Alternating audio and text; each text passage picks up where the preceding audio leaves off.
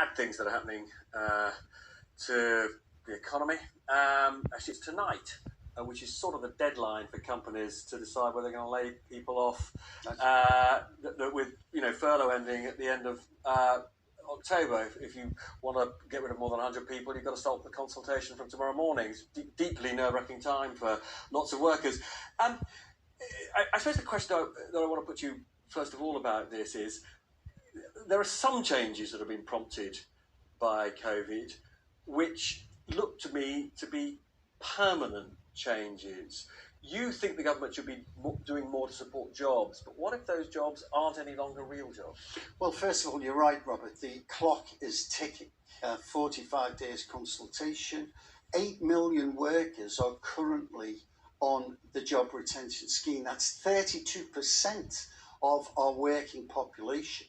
And the edge of the cliff is 45 days away unless the government do something. We're imploring them. What do you want them to do? I want them to be imaginative. You talk about so-called jobs that I've heard the terminology zombie jobs.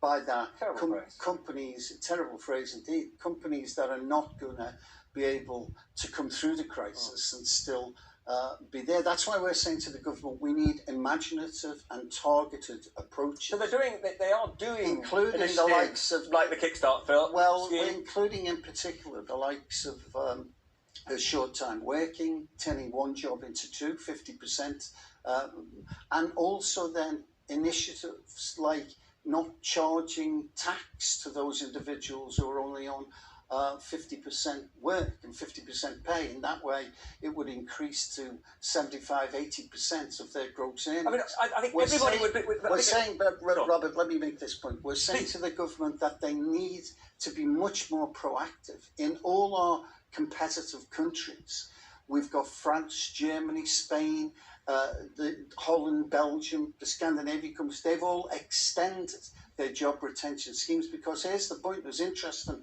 you talking to our last guest, the scientist, about vaccines. This is to get us through this crisis so that at the end of it, we have a robust economy that is able to compete.